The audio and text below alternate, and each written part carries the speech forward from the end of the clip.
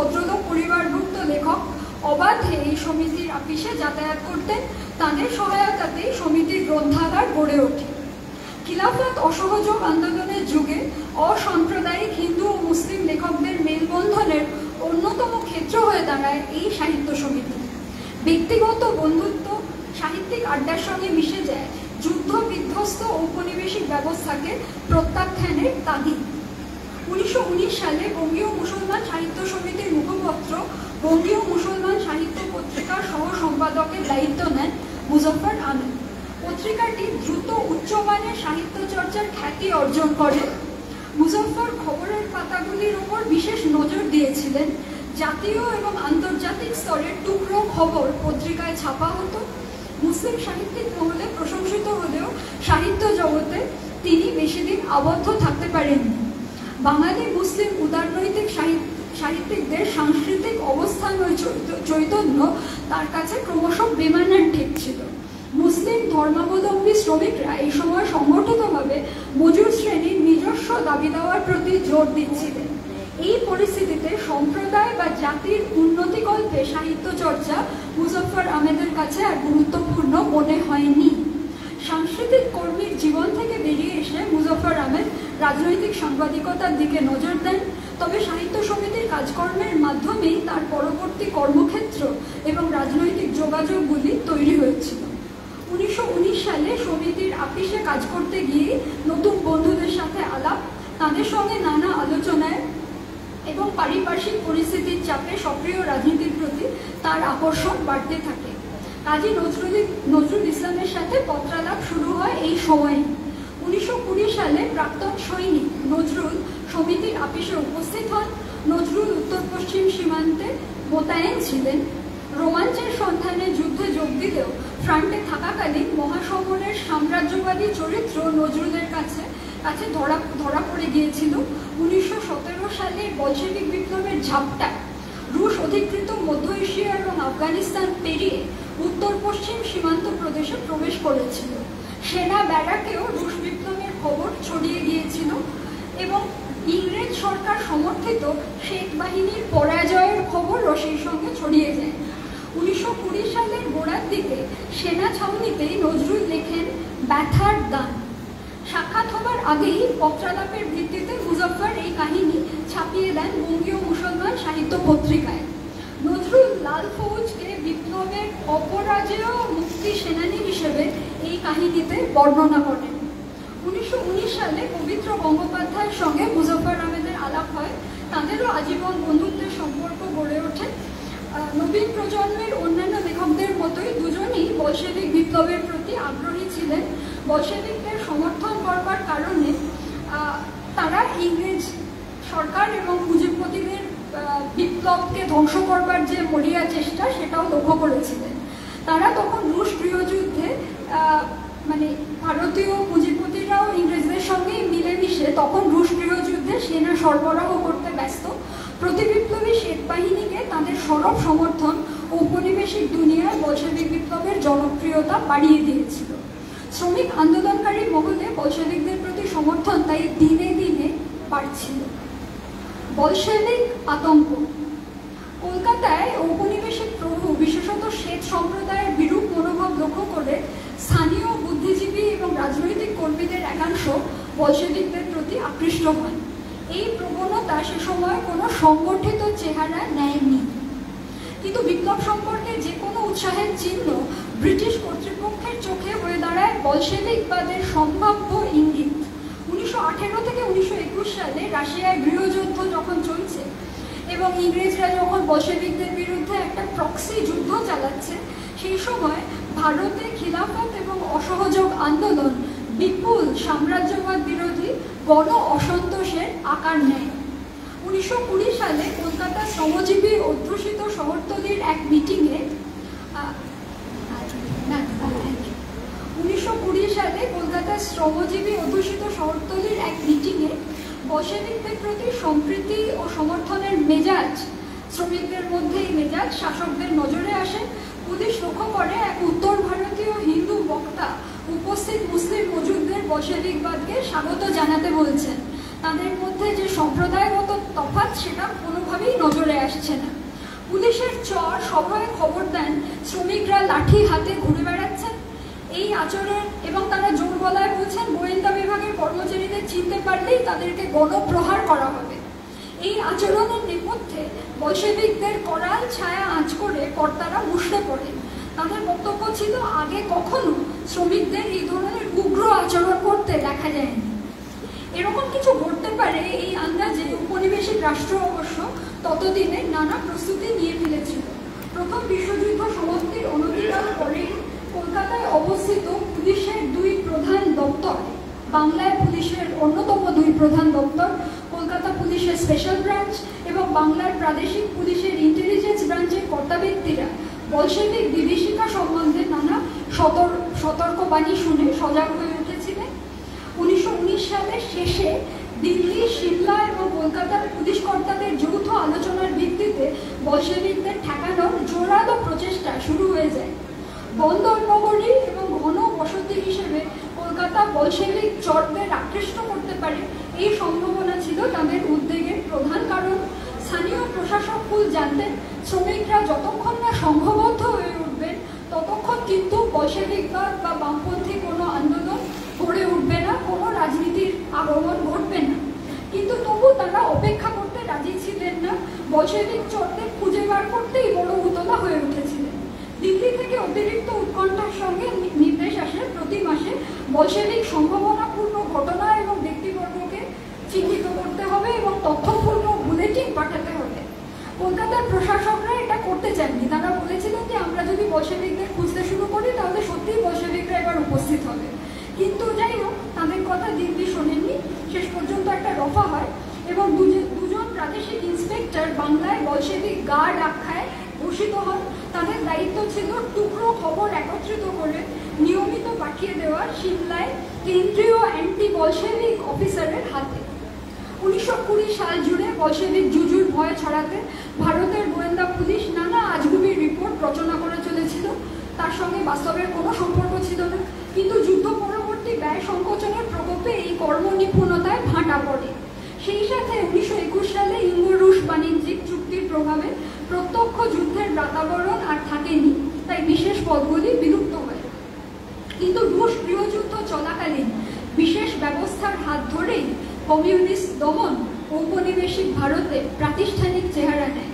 কোনো কমিউনিস্ট এই সময় ভারতে ছিলেন না, স্বঘোষিত কমিউনিস্ট অন্তত ছিলেন না। কিন্তু তৎসত্ত্বেও সাম্যবাদী রাজনীতি জন্ম নেবার পূর্ব মুহূর্তে ব্রিটিশ ঔপনিবেশিক রাষ্ট্র কমিউনিস্টদের নিশ্চিহ্ন করবার সব রকম সাজসজ্জা রেডি করে ফেলেছিলেন। বহিরাগত বিভীষিকার তকমা লাগিয়ে কমিউনিস্ট রাজনীতিকে অপরাধী কার্যকলাপের সমর্থন করতে ঔপনিবেশিক শাসক শ্রেণী 1917 সালের পর থেকে সচেতনভাবে উদ্যোগী হন। 1919-20 সাল নাগাদ কলকাতা শহর এবং আশেপাশের শ্রমিক অঞ্চলগুলিতে বলশেভিক প্রভাবের ক্ষীণ আভাস খুঁজে বেড়াতে বেড়াতে পুলিশের গোয়েন্দারা বাস্তব এবং কল্পনার আশ্রয় নেন। অচেনা মানুষ দেখলেই তারা নড়ে চড়ে বসতেন। সাগর পেরিয়ে আসা নানা দেশের মাঝি মাল্লাদের উপর ছিল বিশেষ নজর। রুশ নাবিকদের বলশেভিক সমর্থক ভেবে কয়েদ করা হতো। বাঙালি মুসলমান নাবিকরা এই সময় সংক্রামক ব্যাধির ধারক এই সন্দেহে অনেক জেরার মুখে পড়েন। 1920 সালে বলশেভিক চর সন্দেহে নানা বর্ণময় খবর পুলিশের খাতায় ভরে গিয়েছে। 1918 থেকে 1920 সালে তাদের উৎসাহে সাম্রাজ্যব্যাপী বেড়াজাল সত্ত্বেও কলকাতায় অন্তত কোনো বলশেভিক ষড়যন্ত্রের সন্ধান মেলেনি। এই সময় কেউ নিজেকে কমিউনিস্ট বলে পরিচয় দিতেন না। এই প্রবণতা 1921 সাল থেকে ধীরে ধীরে শ্রমিক আন্দোলনের প্রভাবে মুসলিম বুদ্ধিজীবীদের একাংশকে প্রথমে আকৃষ্ট করে, তারপর আরও অনেকে আকৃষ্ট হন। 1920 সালের বিশেষ ব্যবস্থা যখন তুঙ্গে, তেমন কাউকে না পেয়ে পুলিশ যাকে তাকে বলশেভিক চর সন্দেহে অনুসরণ করা শুরু করে।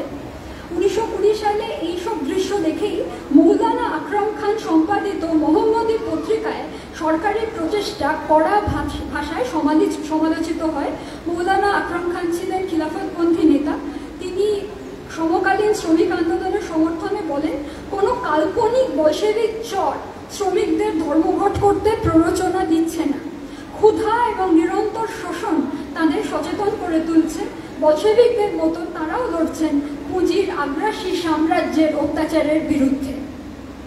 শ্রমজীবীদের শহরে 1919-20 সালে রুশ গৃহযুদ্ধ যখন পূর্ব ইউরোপ থেকে মধ্য এশিয়ার তুর্কিস্তানে ছড়িয়ে পড়েছিল, ঔপনিবেশিক দেশগুলিতে ব্রিটিশ সাম্রাজ্যের বিরুদ্ধে অনমনীয় লড়াইয়ের প্রতি সমর্থন নানাভাবে দেখা দিয়েছিল।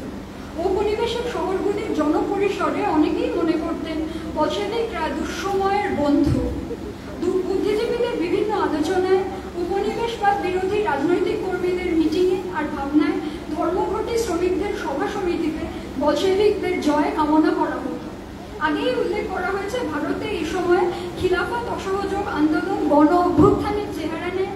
যুদ্ধ পরবর্তী মূল্য বৃদ্ধির প্রকোপে জেরবার শ্রমিক শ্রেণী হাজারে হাজারে স্ট্রাইকে অংশ নেয়।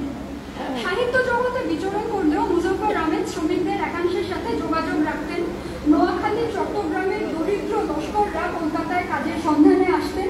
মুজফ্ফর তাদের সমস্যা সম্পর্কে ওয়াকিবহাল ছিলেন। শহরতলি এবং শিল্পাঞ্চলে এই সময় শ্রমিকদের আন্দোলন প্রতিরোধের ঘাঁটি হয়ে দাঁড়ায়। সমাজ সচেতন বুদ্ধিজীবীরা এই আলোড়ন অগ্রাহ্য করতে পারেনি।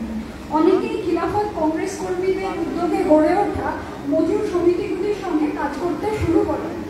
কলকাতা শহরের রাজপথে ধর্মঘটী শ্রমিকদের উপস্থিতি অনুসন্ধিৎসু পথচারীদের তাদের আন্দোলন সম্পর্কে সচেতন করে তোলে। অর্থনৈতিক কারণ ছাড়াও শ্রেণী হিসেবে আত্মমর্যাদার লড়াই তাদের আন্দোলনের চালিকা শক্তি হিসেবে কাজ করেছিল।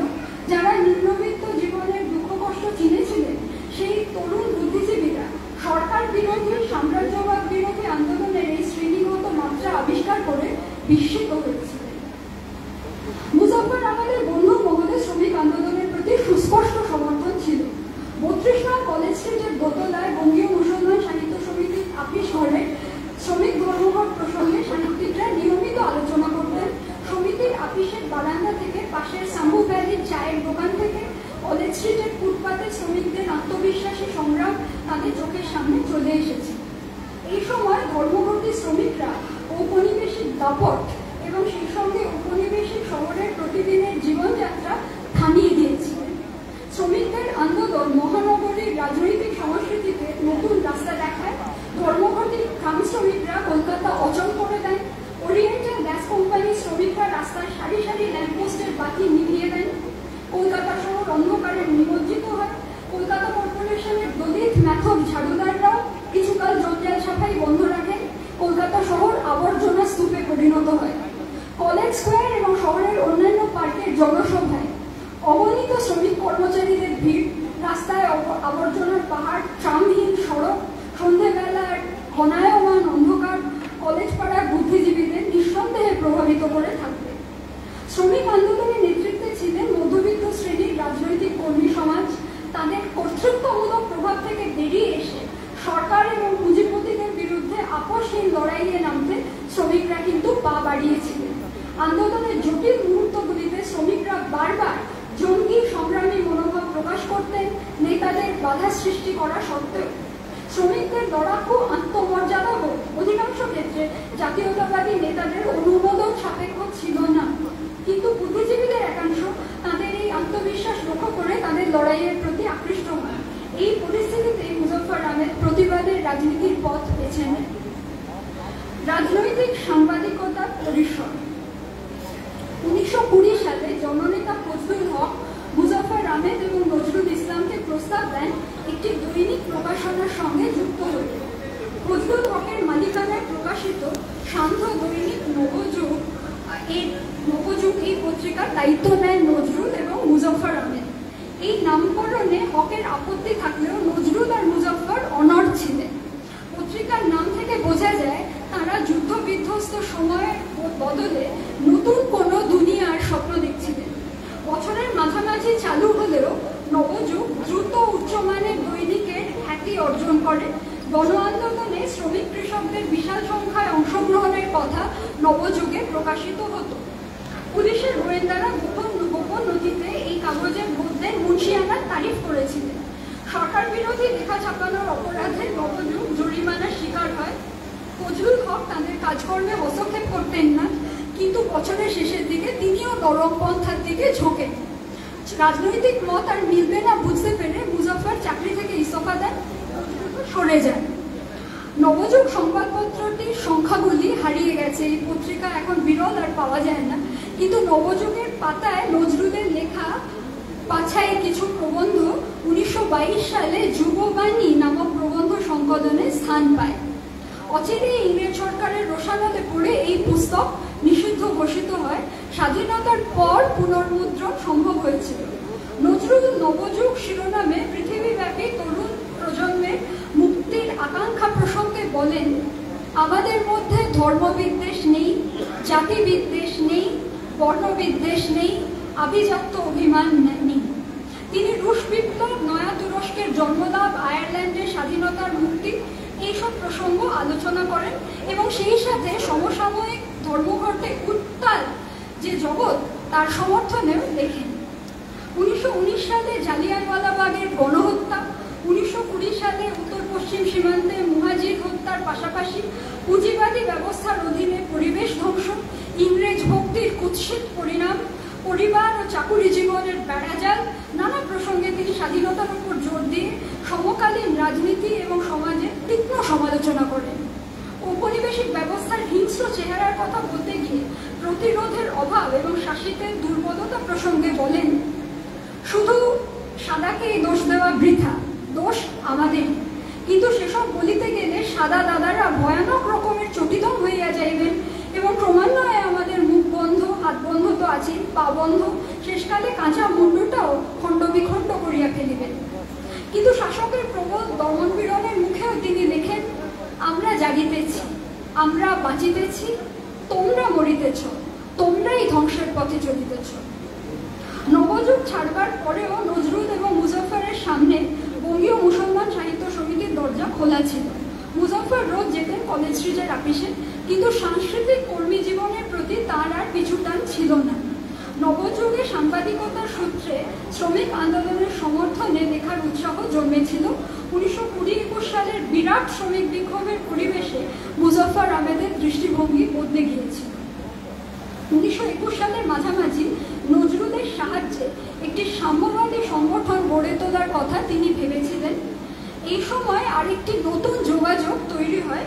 সাহিত্য সমিতির কিছু ছাত্র সদস্যের মাধ্যমে শ্রমিক নেতা কুতুবউদ্দিন আহমেদের সঙ্গে তাদের আলাপ হয়। কুতুবউদ্দিন প্রথম বিশ্বযুদ্ধের সময় থেকেই সাম্রাজ্যবাদ বিরোধী রাজনীতি করতেন। মুসলিম বস্তিবাসী ও শ্রমিকদের সংগঠিত করার কাজে তিনি সক্রিয় অংশ নিয়েছিলেন। যুদ্ধের সময় বস্তি উচ্ছেদের বিরুদ্ধে কিবিতপুর ডক অঞ্চলে কুতুবউদ্দিন অনেক বক্তৃতা দিতেন। যুদ্ধের সময় তিনি ছিলেন মৌলানা আবুল কালাম আজাদের সেক্রেটারি। আজাদের সম্পাদনায় বিংশ শতাব্দীর দ্বিতীয় দশকে কলকাতা থেকে দুটি সাম্রাজ্যবাদ বিরোধী উর্দু পত্রিকা বেরোত, আল হিলাল এবং আল বালাম।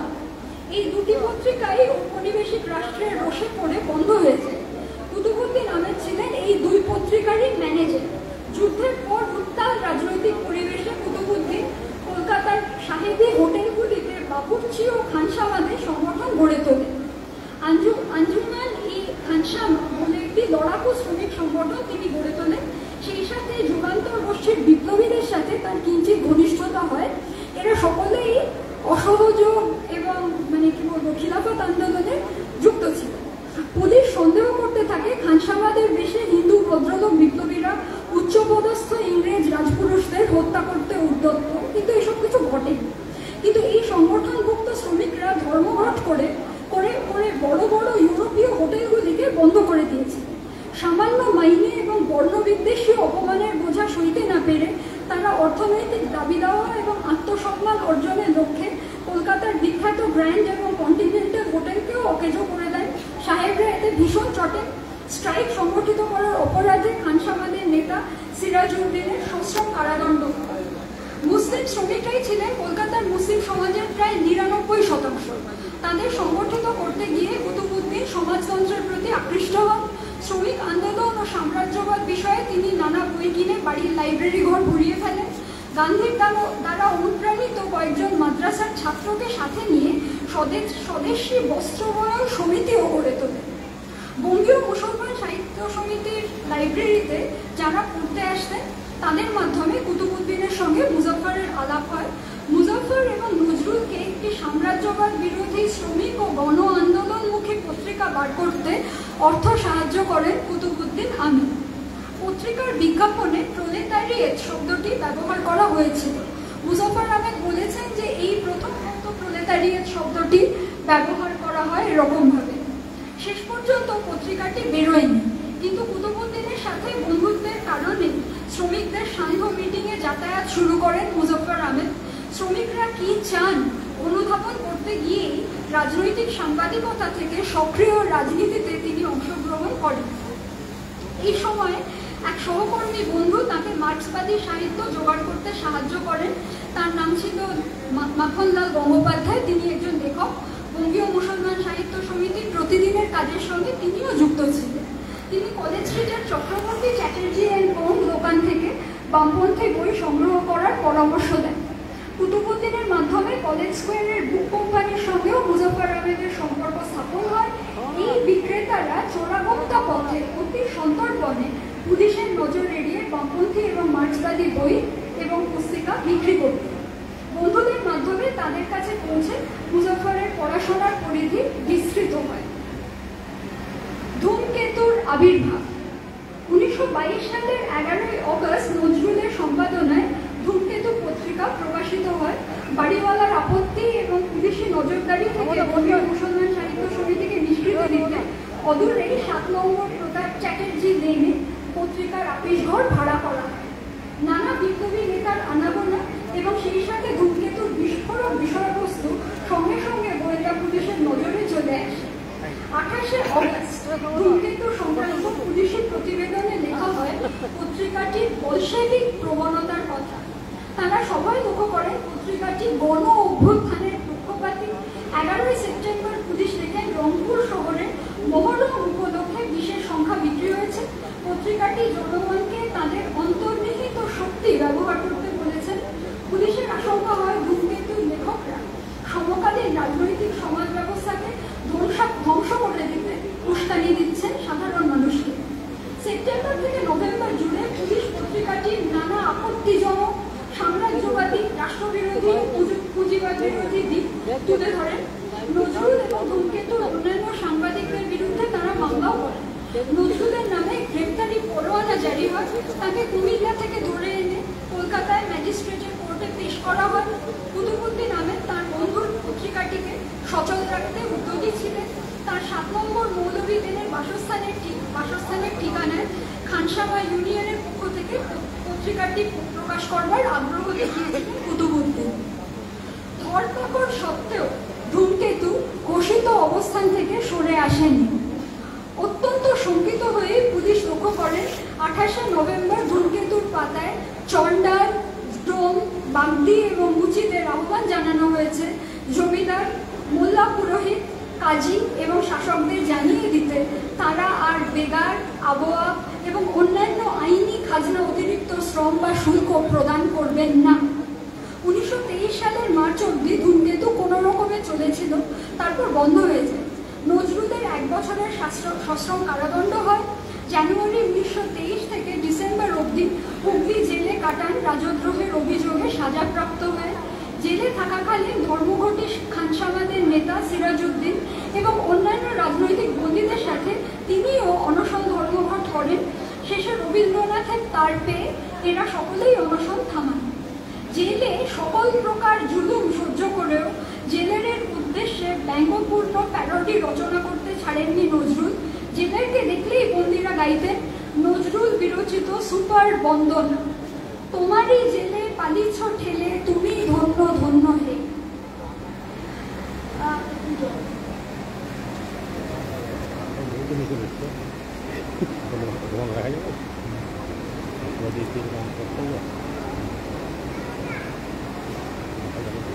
শ্রমিক শ্রেণীর সঙ্গে রাজনৈতিক কর্মী, শ্রমিক শ্রেণীর সঙ্গে কাজ করবেন, একটি বামপন্থী সংগঠন গড়ে তুলবেন। এই সংকল্প নিলেও তা ঠিক কীভাবে হবে এই নিয়ে মুজাফফর আহমেদের মনে নানা প্রশ্ন ছিল। শ্রমজীবী মানুষের সামাজিক স্বার্থকে রাজনীতির কেন্দ্রে এনে সাম্রাজ্যবাদের বিরোধিতা করার তাগিদ তিনি অনুভব করেছিলেন আগে, কিন্তু এই চেতনার ভিত্তি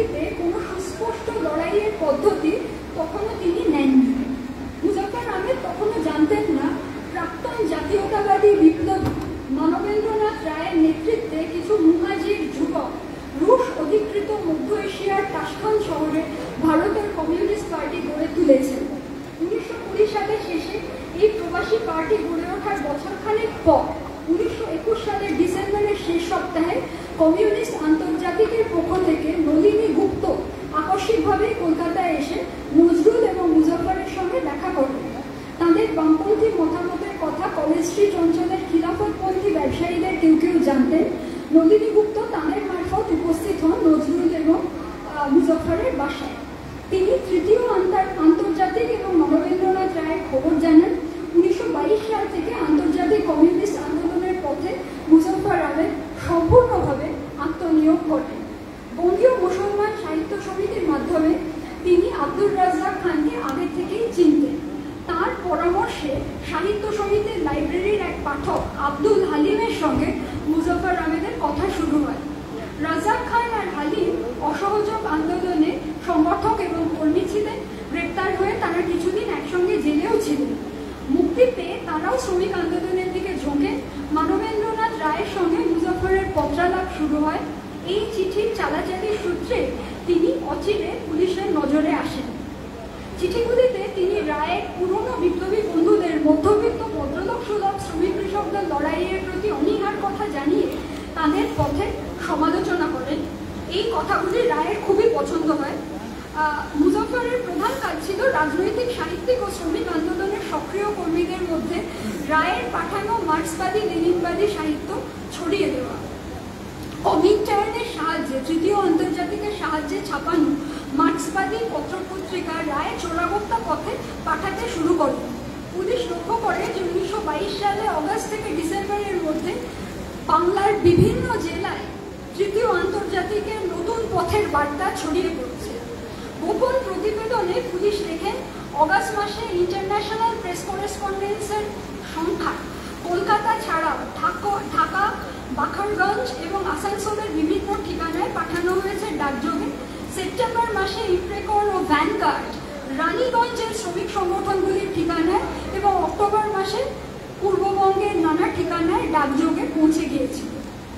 এই যে পত্রপত্রিকাগুলি আসছিল, এগুলো পুলিশ কিন্তু সঙ্গে সঙ্গে আসা আটকায়নি। তারা আবিষ্কার করেছিল যে পত্রিকাগুলো আসছে, কিন্তু তারা সঙ্গে সঙ্গে নজর রাখছিল। তারা সঙ্গে সঙ্গে কি বলবো সতর্ক হলেও তারা এগুলো বিতরণের পথ তখনও বন্ধ করেনি। তারা মনে করছিল যে তাদের কাছে পৌঁছচ্ছে এটা জানা সবচেয়ে বেশি জরুরি। এই সময় বুদ্ধিজীবীদের নানা অংশের সঙ্গে মুজাফফর আহমেদের রাজনৈতিক কথোপকথন চলছিল। তিনি মূল উদ্যোক্তা ছিলেন। তার মাধ্যমে এই মার্ক্সবাদী সাহিত্যগুলি বিভিন্ন জায়গায় পৌঁছচ্ছিল। নজরুল সম্পাদিত ধূমকেতুর পাতায় মুজাফফর আহমেদ এই সময় ভদ্রলোক শ্রেণীর লড়াকু জাতীয়তাবাদী রাজনৈতিক কর্মীদের কর্তার ভূতকে কাঁধ থেকে নামিয়ে ফেলে শ্রমিক এবং কৃষকদের নেতৃত্বে মুক্তির আন্দোলনের কথা বলতে বলেছিলেন। বেশিদিন মুজাফফর অবশ্য এভাবে চলতে পারেননি। পুলিশ তার উপরেও নিঃশব্দে নজর রাখছিল। এক পিয়ন তাকে প্রথম জানায় যে পুলিশ তার চিঠি খুলে পড়ছে। 1923 সাল থেকে শুরু হয় খোলাখুলি নজরদারি। এই সময় পেশোয়ারের বিচারালয়ের গোপন কক্ষে প্রাক্তন মুহাজির কমিউনিস্টদের শাস্তি দেওয়ার প্রস্তুতি চলছে। পেশোয়ার বলশেভিক ষড়যন্ত্র মামলার পাশাপাশি রায়ের সঙ্গে ভারতের ভেতরে আর যাদের পত্রালাপ ছিল তাদের সকলকে জেলে পড়ার পরিকল্পনা শুরু হয়। অবশেষে কিছু সত্যিকারের বলশেভিক মতাবলম্বীকে খুঁজে পেয়ে ঔপনিবেশিক স্বরাষ্ট্র বিভাগ অত্যন্ত আশ্বস্ত বোধ করে। 1923 সালের গ্রীষ্মকালের এক ভোরবেলায় কুতুবুদ্দিনের বাড়ির সিঁড়িতে ভারী বুটের আওয়াজ শোনা যায়। টাকা পয়সার অভাবে মুজাফফর তখন ওখানেই থাকছিলেন। পুলিশরা তাকে প্রথমে ধরে নিয়ে যায় স্পেশাল ব্রাঞ্চের অফিসে। জিজ্ঞাসাবাদের পর রাজবন্দী হিসেবে প্রায় 1 বছর মুজাফফর আহমেদকে কয়েদ করে রাখা হয় বাংলার বিভিন্ন জেলে। 1924 সালে কানপুর বলশেভিক ষড়যন্ত্র মামলার জেরে নলিনী গুপ্ত, শওকত উসমানী এবং ডাঙ্গের পাশাপাশি তিনিও 4 বছরের সশ্রম কারাদণ্ডে দণ্ডিত হন। সাংস্কৃতিক কর্মীর জীবন ত্যাগ করে রাজনৈতিক কর্মী হয়ে ওঠার অভিজ্ঞতার পর্ব এইভাবেই সমাপ্ত হয়। জেলে ক্ষয়ের রোগ ধরা পড়লে 1925 সালে মুজাফফর আহমেদ মুক্তি পান।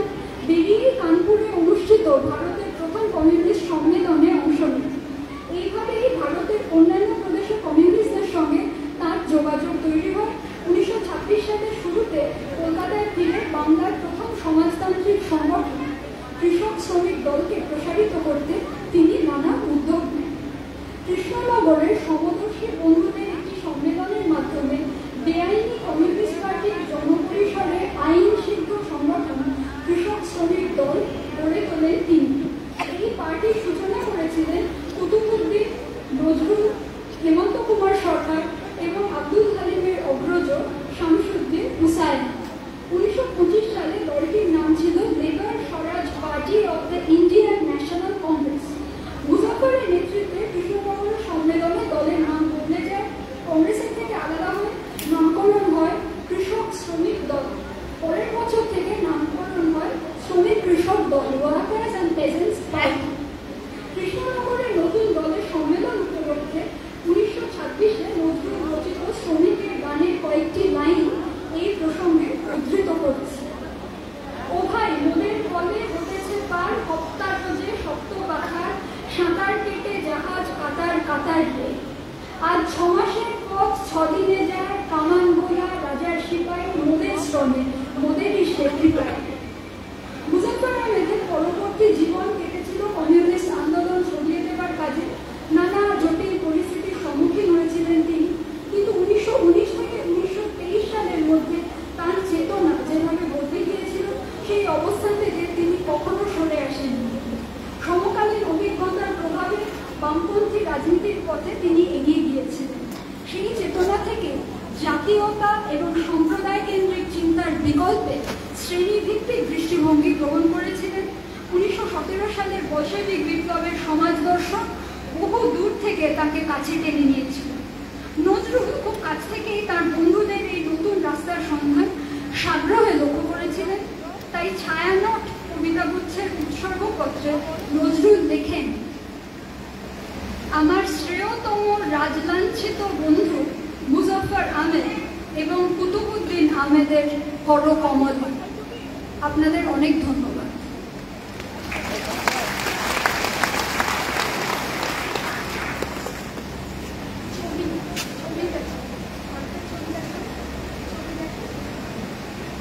আচ্ছা, কিছু ছবি দেখাচ্ছি। যদি মানে যে ঠিকানাগুলোর কথা বললাম, যে রাস্তাগুলোর কথা বললাম এবং যাদের কথা বললাম, আমার মনে হয় যে তাদের ছবি দেখালে হয়তো আপনাদের এই বিষয়ে আগ্রহ আরও বাড়বে।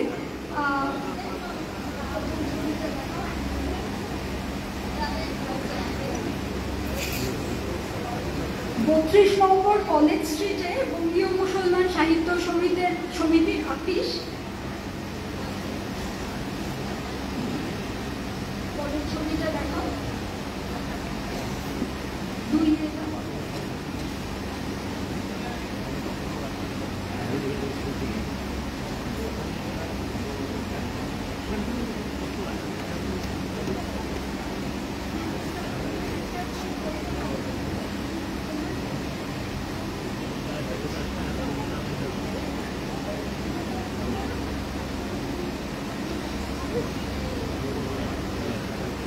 এটাও হচ্ছে 32 নম্বর কলেজ স্ট্রিটের সামনের দৃশ্য।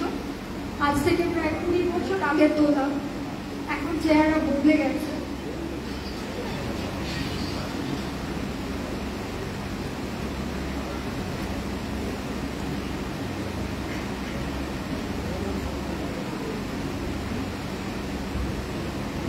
আচ্ছা, 32 নম্বর কলেজ স্ট্রিটের দুতলার বারান্দা থেকে রাস্তার দৃশ্য, মানে কলেজ স্ট্রিট দেখা যাচ্ছে বারান্দা থেকে।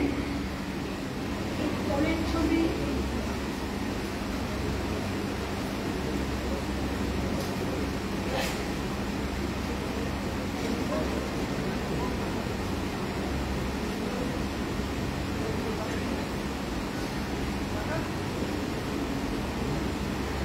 সাত নম্বর মৌলভী লেন, কুতুবউদ্দিন আহমেদের বাড়ির ঠিকানা, যেখানে মুজাফফর আহমেদ আশ্রয় নিয়েছিলেন যখন উনি গ্রেপ্তার হন কানপুর ষড়যন্ত্র মামলার সুবাদে।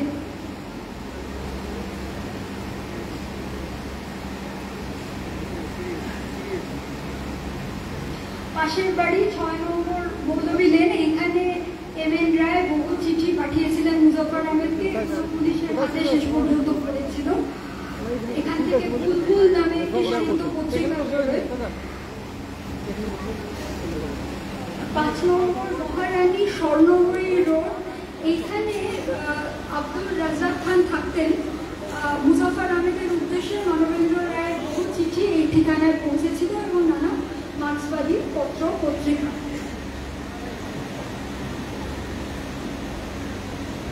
39 নম্বর হ্যারিসন রোড, এখানেও রায়ের নানা চিঠি মুজফফরের নামে আসতো। এটা একটি মেস ছিল, নদীনিযুক্ত চেনা কয়েকজন এখানে থাকতেন, তারা মুজফফরকে এই চিঠি পৌঁছে দিতেন। এগুলো সবই কানপুর ষড়যন্ত্র মামলায় পেশ করেছিল সরকার এই ঠিকানা। এটা প্যারিসের রাস্তার একটি ঠিকানা। 35 নম্বর রু দু লাওস, লাওস যেহেতু ফ্রান্সের কলোনি ছিল। 20 দশকে এখানে মানবেন্দ্রনাথ রায় কিছুদিন ছিলেন, ইভলিন রায়ও ছিলেন। এখান থেকে তারা নানা ব্যক্তিকে চিঠি দিতেন ভারতে, এবং এই ঠিকানাটা সেই জন্য গুরুত্বপূর্ণ পুলিশের নথিতে, কেননা এখান থেকেই ওরা চিঠিগুলো পাঠাতেন।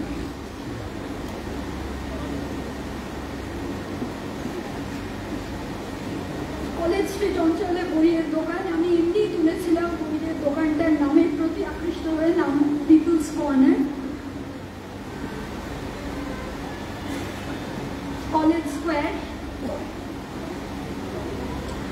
আব্দুল রাজ্জাক খানের এই ছবিটি পশ্চিমবঙ্গের আর্কাইভে আছে, ওয়েস্ট বেঙ্গল স্টেট আর্কাইভে। পুলিশের নজরে যারা যারা পড়েছিলেন তাদের অনেকেরই ছবি রাখা আছে। এটা একটা পুরনো ছবি। আব্দুল হালিম প্রায় 2 দশক বাদে 1940 নাগাদ আব্দুল হালিমের চেহারা।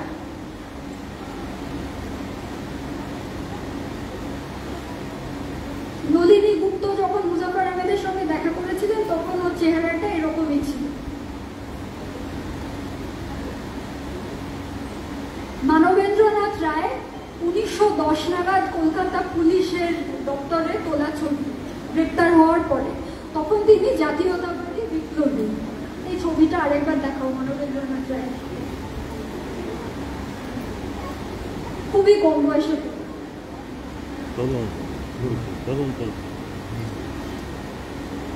পরের ছবিটি শওকত উসমানী।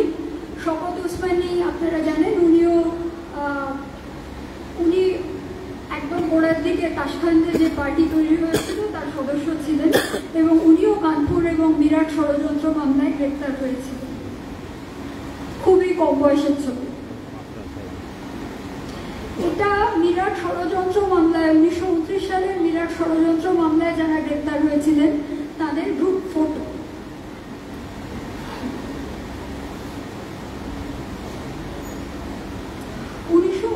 সালে মিরাট ষড়যন্ত্র মামলার 4 আসামি, কাকাবাবু ডান্ডিকে এবং ডাঙ্গে বাঁধিকে।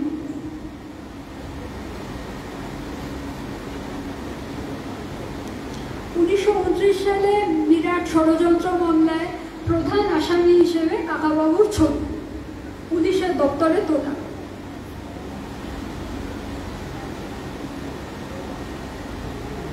আরো কাছ থেকে ওই ছবিটি।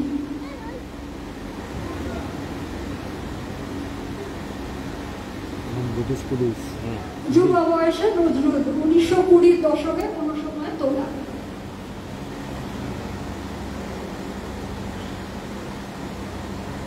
কাকাবাবু 1945 সাল নাগাদ ওই ছবিটি তোলা হয়েছিল। কাকাবাবু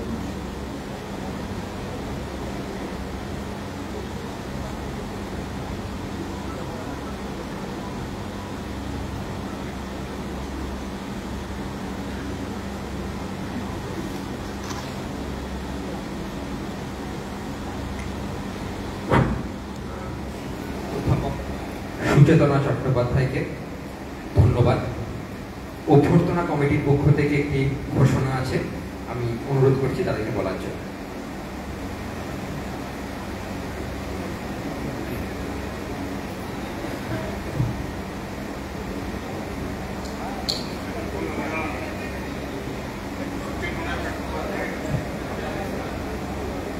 বক্তব্য শুনলাম।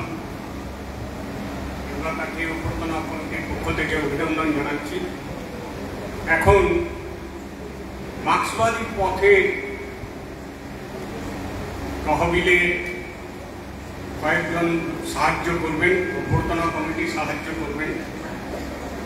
আমি প্রথমেই অভ্যর্থনা সমিতির পক্ষ থেকে 26,100 টাকা আমাদের অভ্যর্থনা কমিটির সভাপতি, মার্ক্সবাদী পথ পত্রিকার সম্পাদক মোহাম্মদ সেলিমের হাতে তুলে দেব।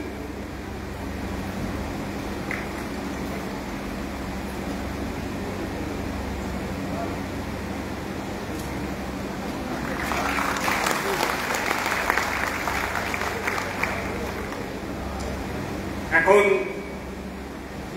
কাজী নজরুল ইসলামের নাতি দীপু কালী এবং তার সহযোগী শ্রীকান্ত চ্যাটার্জি 5,000 টাকা মোহাম্মদ সেলিমের হাতে তুলে দিচ্ছেন। আমি দীপু কালী এবং শ্রীকান্ত চ্যাটার্জিকে মঞ্চে আসার জন্য অনুরোধ করছি মার্ক্সবাদী পত্রিকার তহবিলের জন্য।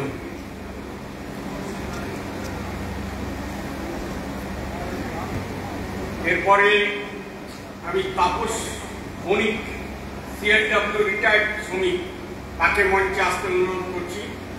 তিনি 1,001 টাকা মোহাম্মদ সেলিমের হাতে মার্ক্সবাদী পথ পত্রিকার জন্য তিনি তুলে দেবেন। আমি অনুরোধ করছি অঞ্জন বক্সিকে, তিনিও মঞ্চে আসুন। তিনি ব্যক্তিগতভাবে মার্ক্সবাদী পথ পত্রিকার তহবিলের জন্য 2,000 টাকা তুলে দিচ্ছেন মোহাম্মদ সেলিমের হাতে।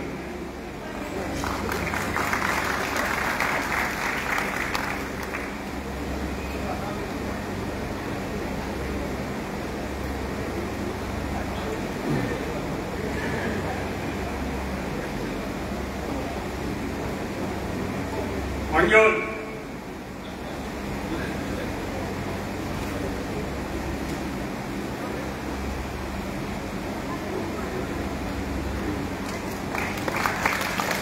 তাপস বণিক আসছেন?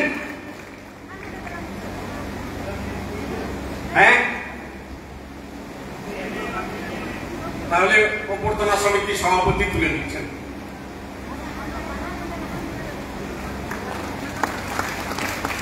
হ্যাঁ, আমাদের ছোট্ট ঘোষণা শেষ।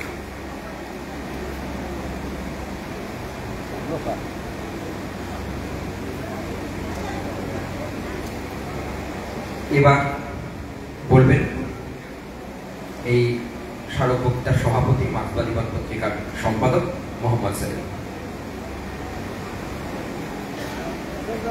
ধন্যবাদ।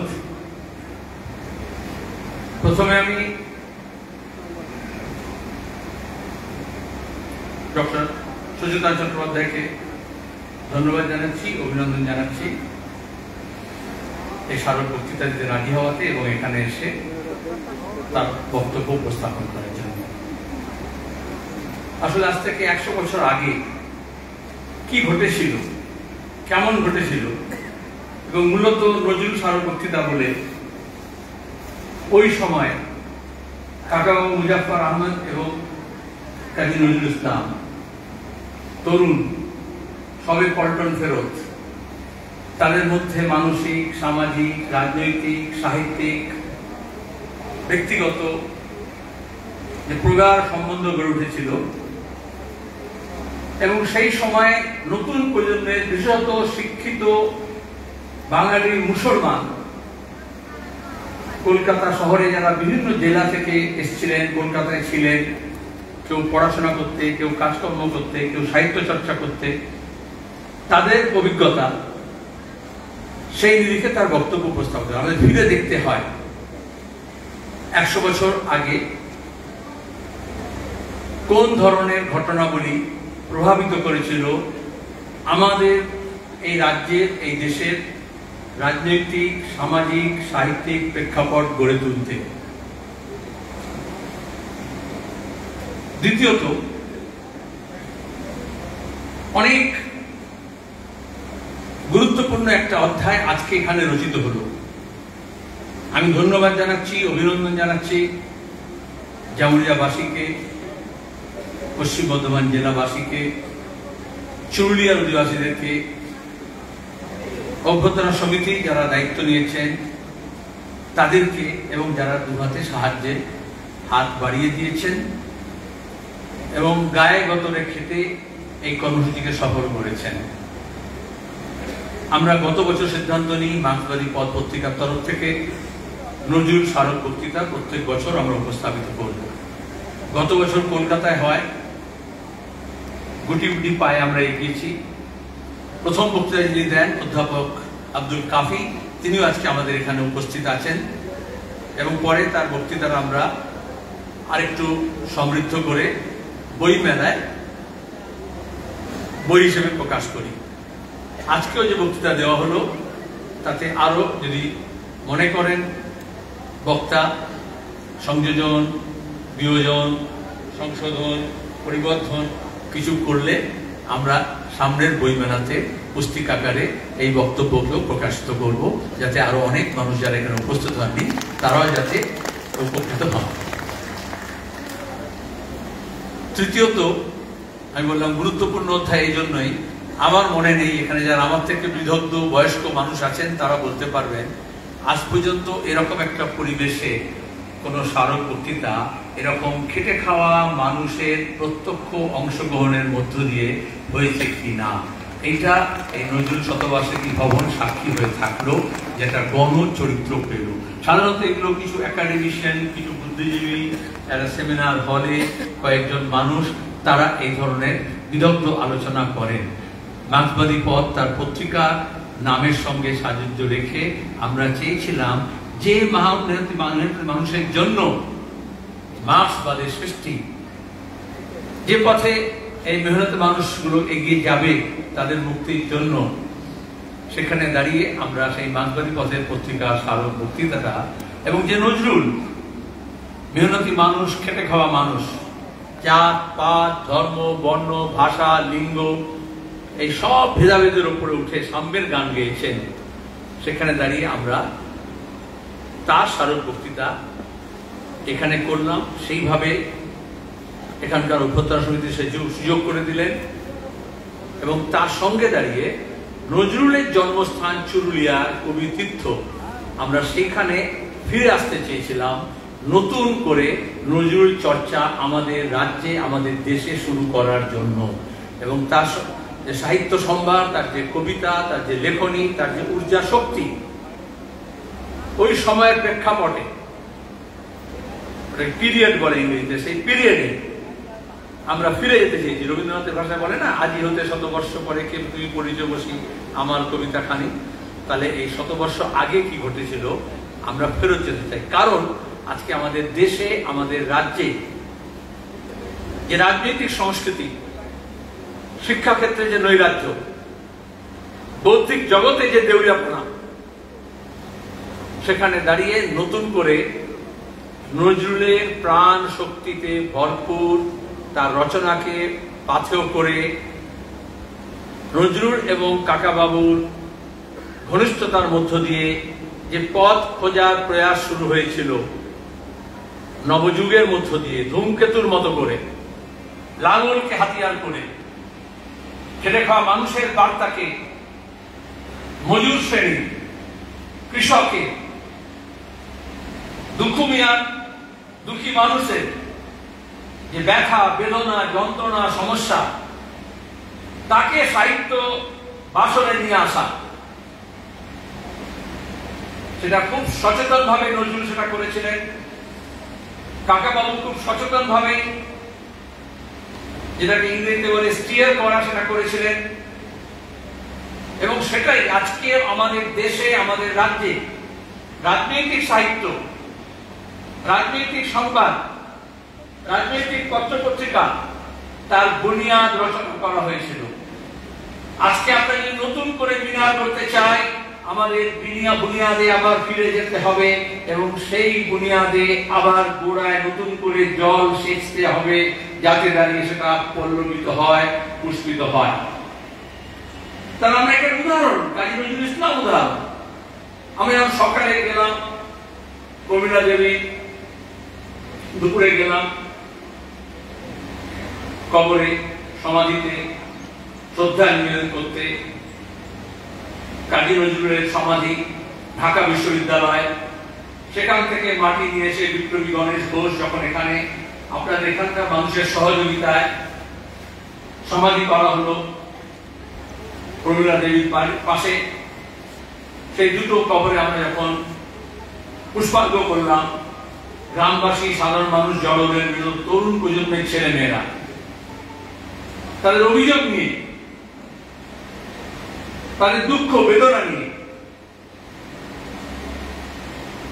এত বছর আগে ৫৮ সালে যে নজরুল একাডেমি গড়ে উঠেছিল এবং গোটা বছর ধরে নানান কর্মকাণ্ড হতো, দুই বাংলা থেকে মানুষ আসতেন, দেশের অন্যান্য প্রান্ত থেকে আসতেন, সেখানে শুধু নজরুল মেলা নয়, সারা বছর ধরে নানান অনুষ্ঠান হতো। এখন যখন গোটা রাজ্য জুড়ে নানান রকমের মেলা হচ্ছে, খেলা হচ্ছে, তখন এখানে ক্রীড়া প্রতিযোগিতা থেকে মেলা এবং তার সঙ্গে যে নজরুল চর্চা, সেগুলো সব শিখে তুলে দেওয়া হয়েছে। বাইরের মানুষজন জানেন নজরুল নামে বিশ্ববিদ্যালয় হয়েছে, খুব ভালো কথা। নজরুল বিশ্ববিদ্যালয়ে অধিগ্রহণ করেছে সমস্ত সম্পত্তিকে। আজকে আমাদের রাজ্য যারা চালাচ্ছেন তারা এই বৌদ্ধিক জগৎকে, স্কুলকে, কলেজকে, বিশ্ববিদ্যালয়কে, মেডিকেল কলেজকে সবটাকে রিয়েল এস্টেট দিচ্ছেন। বালি, পাথর, প্রমোটার, ডেভেলপারের সিন্ডিকেট রাজে নজরুলের ওই পৈতৃক বাসস্থান, তার সঙ্গে দাঁড়িয়ে মিউজিয়াম, তার সঙ্গে সেখানকার পুরনো কালীবাড়ি, আরো অন্যান্য আনুষঙ্গিক যা কিছু ছিল সেগুলোকে অধিগ্রহণ করা হয়েছে। কিন্তু মিউজিয়ামটি তালা বন্ধ হয়ে পড়ে আছে। যারা দর্শনার্থীরা আসেন, অনেক আশা নিয়ে আসেন, তারা হতাশ হয়ে ফিরে যান। অবিলম্বে সংস্কার করে পূর্ণাঙ্গ রূপে ওই নজরুল একাডেমি, নজরুল যে মিউজিয়াম, তাকে চালু করতে হবে, এই দাবি আমরা এখান থেকে রাখছি। এখানকার মানুষরা সোচ্চার হবেন, তাহলে এইভাবেই হয়, মানুষ আসবে, ফিরে যাবে, আস্তে আস্তে আসা বন্ধ করে দেবে। আসলে এই যে পুরনো স্মৃতি, সেটাকে আরো চর্চা করে এগিয়ে নিয়ে যাওয়ার বদলে সেটাকে তালা বন্ধ করে দেওয়া হচ্ছে।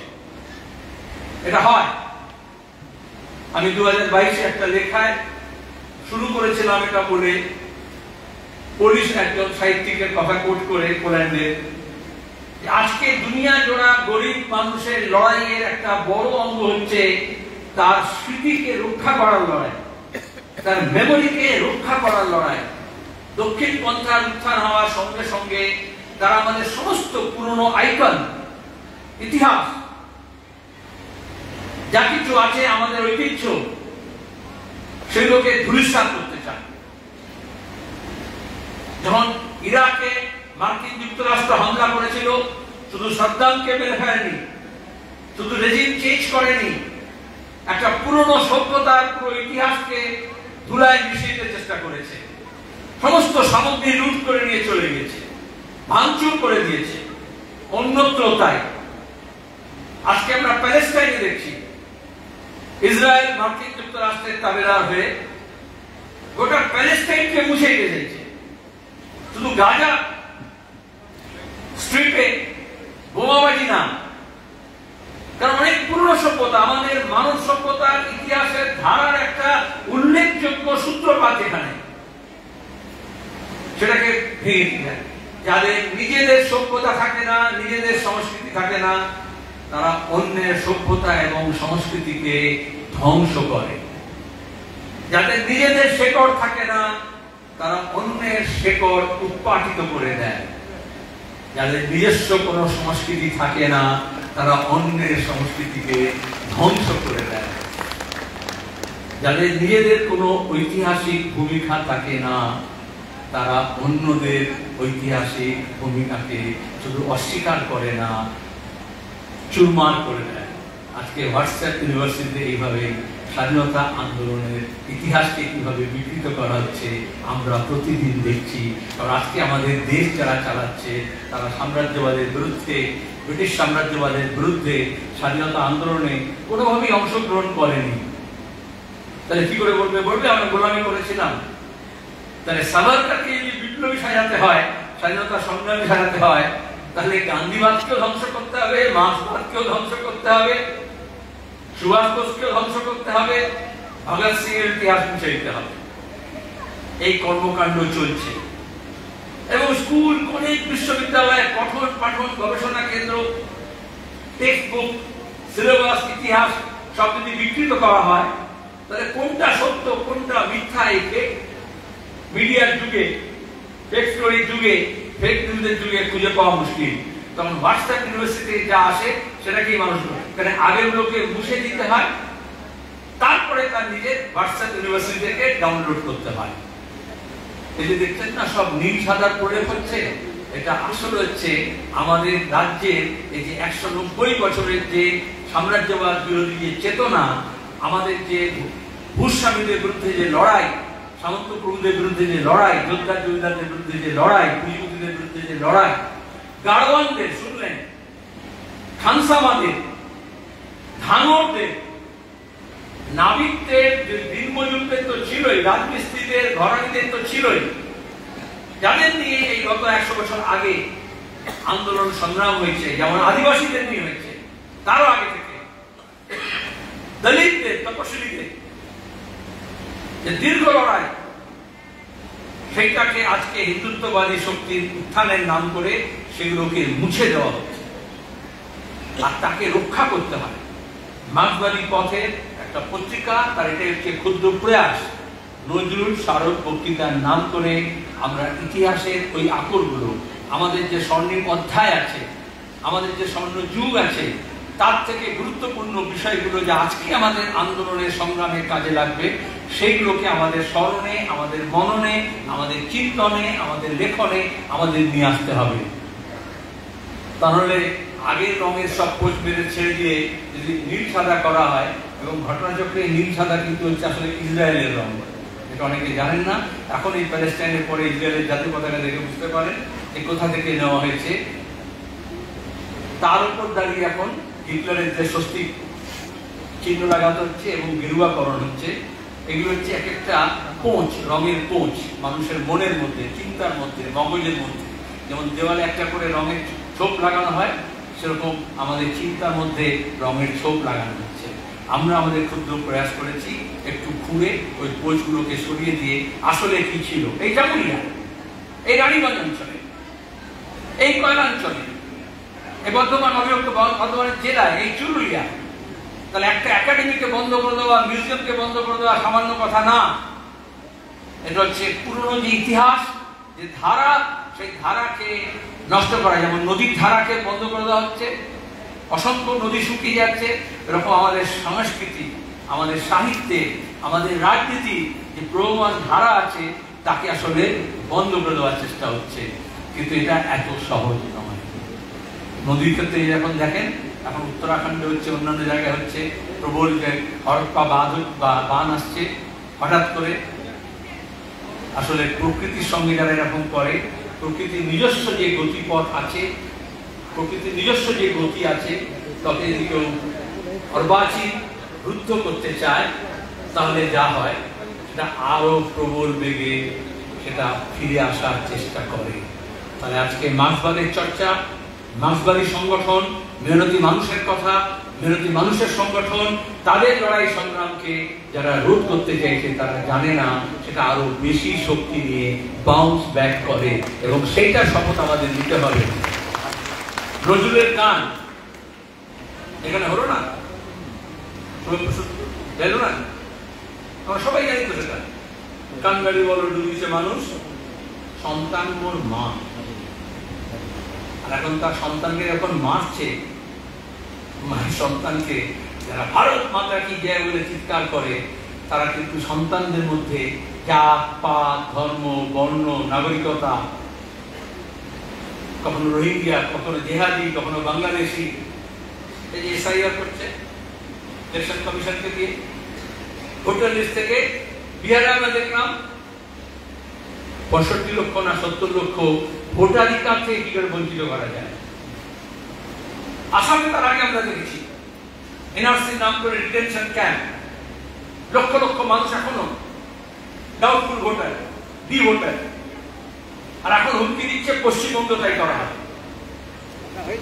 আসলে যখন ফাঁসিবাদের যে নতুন চরিত্র, নয়া ফাঁসিবাদ, সেই এইভাবে আদারিং করে, আলাদা করে, দেশকে যদি ডিসইন্টিগ্রেট করতে চায়, আমরা বলি জাতীয় সংহতি, তাহলে নানা ভাষা, নানা মত, নানা পরিধান, বিবিধের মাঝে দেখো মিলন মহান, তাদেরকে এক জায়গায় নিয়ে আসার চেষ্টা করতে হয়, ইন্টিগ্রেট করতে হয়। দক্ষিণপন্থীরা সেটাকে ডিসইন্টিগ্রেট করে, তোমার ভাষা আলাদা, তোমার পোশাক আলাদা, তোমার গুলি আলাদা, তোমার খাদ্য আলাদা, তুমি দেখতে আলাদা, তোমার গায়ের রং আলাদা, সেটা যে কোনো কি হতে পারে। এটা কি বলে বিভাজনের রাজনীতি, ভাগ করার রাজনীতি। ব্রিটিশ সাম্রাজ্যবাদ এই যে ভাগ করো এবং রাজ করো, ডিভাইড অ্যান্ড রুল, তার বিরুদ্ধে তো লড়েছিলেন। তখন তো ঐক্যের গান গেয়েছিলেন, তখন তো বলেছিলেন সাম্যের গান গায়। তাহলে আমরা বলি সমতার কথা, এই যে নানা ভাষা, নানা মত, নানা পরিধান, তাহলে বিভিন্ন অংশে মানুষকে যদি একসঙ্গে করতে হয়, তাহলে প্রত্যেকের অধিকারকে স্বীকৃত করতে হয়। সমানতা, ইকুয়ালিটি, ইকুয়ালিটি তবেই, যখন ইকুইটি তবেই দেবে, অংশীদারিত্ব তবেই দিতে পারবে, ভাগ তখন দিতে পারবে যদি তুমি ইকুইটিতে বিশ্বাস করো। আজকে দাঁড়িয়ে সেই সমান অধিকারটাকে কেড়ে নেওয়ার চেষ্টা করা হচ্ছে। গণতান্ত্রিক অধিকারের উপর হামলা। ওই যে মুখে লিখোপ্রাস লাগিয়ে রাখো, কেউ কথা বলবে না, আমরা জিতে গেছি, মিছিল করতে পারবে না, মিটিং করতে পারবে না, এখন বলছে কাগজে লিখতে পারবে না, ফেসবুকে পোস্ট করতে পারবে না। এই সবটাই হচ্ছে আসলে গোটা দেশে এবং রাজ্যে আলাদা না, আলাদা ধাপ, কিন্তু মানুষের গণতান্ত্রিক অধিকার কেড়ে নেওয়া। এই কাকাবাবু আর নজরুলের যুগে ফিরে যেতে হলে কত কবিতা লেখা হয়েছে, ছাপা হয়েছে, সেই দিনই বন্ধ করা হয়েছে, পত্রিকা বার করা হয়েছে, শুনলেন আপনারা, ব্যান করে দেওয়া হয়েছে, নিষিদ্ধ করে দেওয়া হয়েছে। স্বৈরতান্ত্রিক, সাম্রাজ্যবাদী, ফাসিস্ট শক্তি সবসময় মনে করে, আধিপত্যবাদীরা মনে করে যে আমি হুকুমনামা জারি করে দিয়ে গলা টিপে ধরে দেবো, এইভাবে জরুরি অবস্থা হয়েছিল। কিন্তু এত সহজে মানুষ সেটা মেনে নেয় না। যদি ইংরেজ নিষিদ্ধ করত আর ষড়যন্ত্র মামলা করত আর তার সঙ্গে দাঁড়িয়ে জেলে দিত, আন্দামানে পাঠিয়ে দিত, ফাঁসিতে চড়িয়ে দিত, তা কেন? কারণ তারা মনে করেছিল তাহলে তাদের শাসনটা পার্মানেন্ট হয়ে যাবে, তারা বরাবরের জন্য থাকবে। ইংরেজ সাম্রাজ্যবাদে সূর্য অস্ত যায় না, কিন্তু সেই সাম্রাজ্যবাদের সূর্য তো অস্ত গেল। তাহলে যারা আধিপত্যবাদী প্রতিদিন হুকুমনামা জারি করে, কণ্ঠরোধ করে, মানুষের মানবাধিকার, গণতান্ত্রিক অধিকার কেড়ে নেয়, কেন কাড়ে? আসলে বেঁচে থাকার অধিকার কেড়ে নেয়। আপনার জীবন, জীবিকা, রুটি রুজি, 100 দিনের কাজ, বেকার ছেলে মেয়েদের কাজ পাওয়ার অধিকার, যে কাজ করছে তার সঠিক মজুরি পাওয়ার অধিকার, সমান কাজে সমান মজুরি পাওয়ার অধিকার, একজন বয়স্ক মানুষ তার পেনশন পাওয়ার অধিকার, তার সামাজিক সুরক্ষা পাওয়ার অধিকার, এই সব কেড়ে নেওয়া হচ্ছে। আর যদি কেড়ে নেয় তাহলে সে তো কোকিয়ে উঠবে, সে তো আওয়াজ তুলবে। একটা বাচ্চাকে যদি তার মায়ের কোল থেকে সরিয়ে দেওয়া হয়, সে কোকিয়ে উঠবে, কাঁদবে, ক্রন্দন। তাহলে এখন মানুষের যে অর্জিত অধিকার, সে পঞ্চায়েতি ব্যবস্থা বলুন, পুরো ব্যবস্থা বলুন, ভোটের অধিকার, আমাদের রাজ্যে আমরা দেখেছি কিভাবে পুরসভা, পঞ্চায়েত, কোঅপারেটিভ, একটা ক্লাব, ছাত্র সংসদ, একটা ইউনিয়ন, একটা ক্রেডিট সোসাইটি, সেই ভোট থেকে মানুষকে অধিকার কেড়ে নেওয়া হচ্ছে। এরা যেটা খুচরো কোম্পানি খুলেছে দিল্লিতে বসে ইলেকশন কমিশনকে দিয়ে গোটা দেশে, ওটা লার্জ স্কেল, এটা বুঝে নেয়। এখানে রাজ্যে যেটা পঞ্চায়েত, পুরসভা, স্কুল, কলেজ, বিশ্ববিদ্যালয় হচ্ছে থ্রেড কালচার, এটাকে লার্জ স্কেলের ক্যানভাসে দেখুন, তাহলে মোদী, অমিত শাহ মিলে ইসিআই কে দিয়ে গোটা দেশে তাই করতে চাইছে। অনেককে তখন এই ভাগ করার কথা বললাম, বলে না না এটা মুসলমানদের জন্য করা হচ্ছে, তোমরা চিন্তা করো না। তারপরে বাকিদেরকে বলবে এটা বাঙালিদের জন্য করা হচ্ছে, তোমাদের কিছু করার না, যারা বাংলা ভাষা বলে তাদের জন্য। আসলে এইভাবে আপনাকে আর অন্যকে আলাদা করে। এই যে আমরা এখানে একটা হলে সবাই একসঙ্গে সমেত হয়েছি। এখানে শুরুতে মনোজদা বলছিল যে অনেকে মাঝখানে একটু একটু ফাঁক আছে, জায়গা আছে, অনেকে জায়গা পাচ্ছে না, তাদের ডেকে নিয়ে এসে বসিয়ে দিই। আর এসআইআর মানে হচ্ছে যাদের নাম ভোটার লিস্টে চলে এসছে আছে, যারা কাজ পেয়ে গেছে তাদেরকে তুলে দিই। দক্ষিণপন্থী এবং বামপন্থীর মধ্যে এটাই হচ্ছে তফাৎ। আমরা বলি সমাবেশী, ইনক্লুসিভ, ইনক্লুড করো। এখনো যারা আমাদের বৃত্তের বাইরে আছে, পরিধির বাইরে আছে, পৌঁছের বাইরে আছে, তাদের কাছে পৌঁছতে হবে, তাদেরকেও টেকে আনতে হবে। আর দক্ষিণপন্থীরা বলে এক্সক্লুসিভ। তোমার এক্সক্লুসিভ অ্যারেঞ্জমেন্ট হবে, এক্সেলেন্ট অ্যারেঞ্জমেন্ট হবে, কিন্তু সবাই চলে আসছে বলে তো বিপদ হয়ে যাচ্ছে। জনসংখ্যাটাই বড় সমস্যা, এই জন্যই তুমি কাজ পাচ্ছ না। তাহলে এই আসানসোল সীমানার মধ্যে একদম বলবে অবাঙালি চলে এসছে বলে বাঙালিরা পাচ্ছে না, আর ঠিক উল্টোটাই বলবে বাঙালিরা আছে বলে অবাঙালি পাচ্ছে না। আসলে সেটা কাজের প্রশ্ন না, সেটা হচ্ছে ভাগাভাগির প্রশ্ন। এবং যাদের জন্য এটা হচ্ছে না সেই দক্ষিণপন্থীরা মানুষের মধ্যে এই বিষটা ঢুকিয়ে দেয়, টক্সিক মাইন্ড করে। আমরা বাংলাদেশে দেখছি না, সেখানকার গণতন্ত্রকে কেড়ে নেওয়া হয়েছে। কাকাবাবু আর নজরুলের কথা বললে বাংলাদেশ আসবে, এখন তো আবার বাংলাদেশ বললে একটু ঘৃণা করতে হবে এবং ঘৃণার চোখে দেখতে হবে, এভাবে বিদ্বেষ ছড়ানো হয়।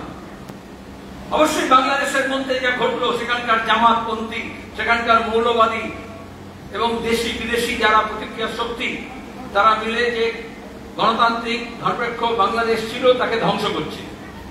আমরা চাই ধর্মনিরপেক্ষ গণতান্ত্রিক প্রজাতন্ত্রী বাংলাদেশ, কিন্তু ওখানে তো আক্রমণ হচ্ছে বামপন্থীদের উপরে, আক্রমণ হচ্ছে সংখ্যালঘুদের উপরে, আক্রমণ হচ্ছে দুর্বল মানুষের উপরে। আর এখানে কি করছে?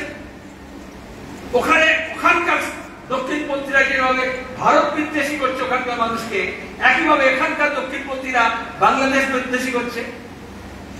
এখন আমাদের ভোটার লিস্ট হোক, বিহার হোক, যাই হোক, প্রধানমন্ত্রী থেকে আরম্ভ করে বাকি সবাই এমন বিদ্বেষ ছড়াচ্ছেন যেখানে দাঁড়িয়ে একটা ঘৃণা, এই ঘৃণার চাষ হচ্ছে। আগে আমরা দেশ আর বিদেশের চর্চা করতাম, এখন আমরা দেশ আর বিদ্বেষের চর্চা করি। সেখানে দাঁড়িয়ে আমাদের আজকের দিনের চ্যালেঞ্জটা আমাদের গ্রহণ করতে হবে, এই ভাগাভাগি ঊর্ধ্বে উঠতে হবে, নিজের অধিকার প্রতিষ্ঠার জন্য ঐক্যবদ্ধ হতে হবে।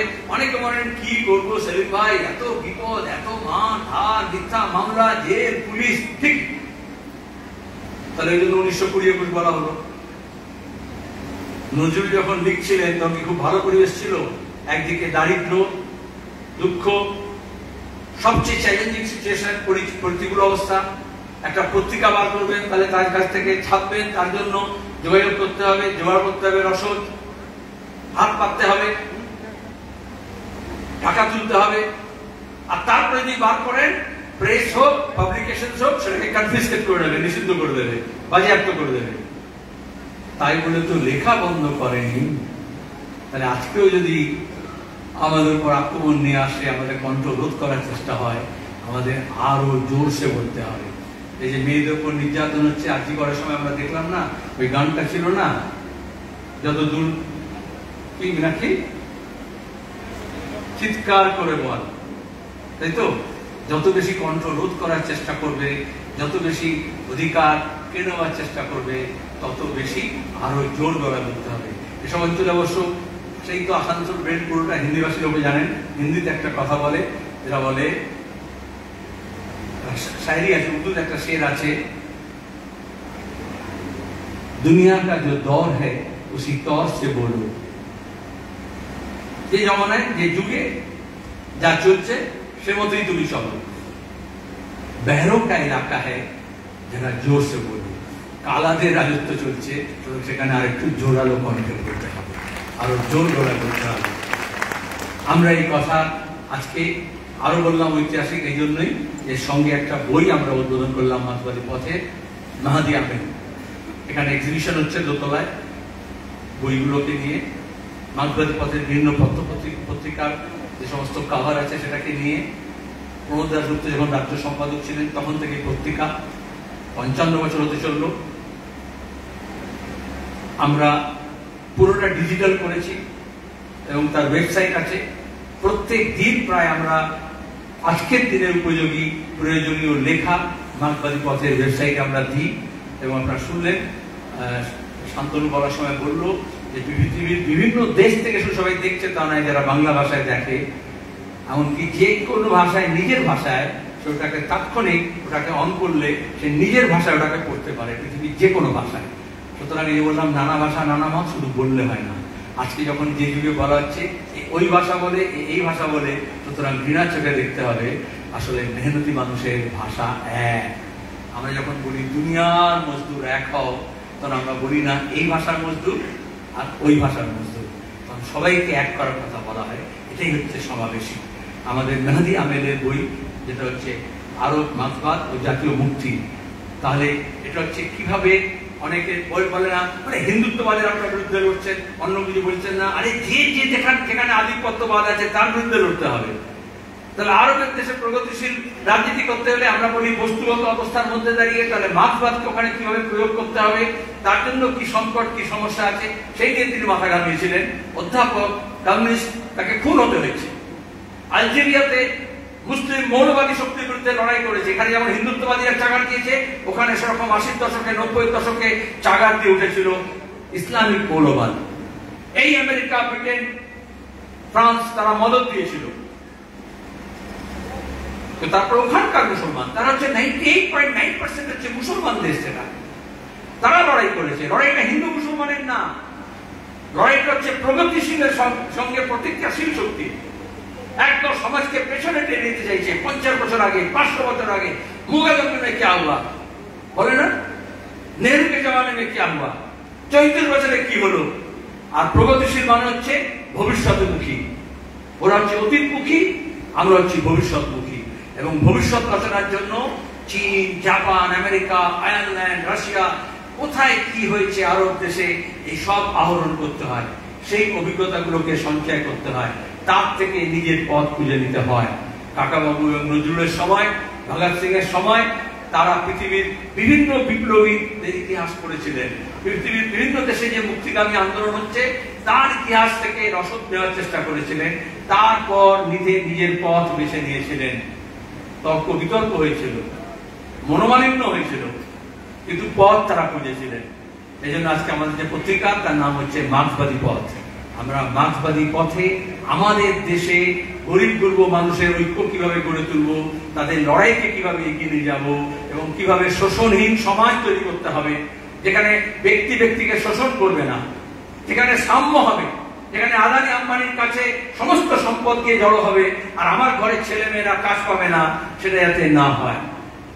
আর তার সঙ্গে দাঁড়িয়ে সেই মানুষগুলোকে যাতে যাদের সম্পদ কেড়ে নেওয়া হচ্ছে, যাদের অধিকার কেড়ে নেওয়া হচ্ছে, তাদেরকে একের বিরুদ্ধে অন্যকে লেলিয়ে না দেওয়া হয়, সেই জন্য আমাদেরকে আমাদের পথটাকে আরো বেশি বিকশিত করতে হবে, আরো বেশি লড়াইটাকে সংগঠিত করতে হবে, আরো সৃজনশীল কাজ, আরো নতুনত্ব দিয়ে। এই জন্য নতুন পথের কথা বলা হলো, এই জন্যই নবযুগ হলো। এই জন্যই দাঁড়িয়ে আজকেও যদি আমাদের পথের সন্ধান করতে হয়, তাহলে উদ্ভাবনী শক্তি দিয়ে, সৃজনশীলতা দিয়ে, আধুনিক তথ্য প্রযুক্তিকে ব্যবহার করে আমাদের সামনের যে প্রতিকূলতা আছে, যে বাধা আছে, তাকে হটিয়ে দিয়ে আমাদের এগোতে হবে। এই শপথ আমরা নেব। তবেই নজরুলের, কাকাবাবুর, প্রমোদ দাশগুপ্তর যে ধারা আছে, যে শিক্ষা আছে, তাকে আমরা এগিয়ে নিয়ে যেতে পারবো। এ কথা বলে আপনাদের সবাইকে ধন্যবাদ জানাচ্ছি।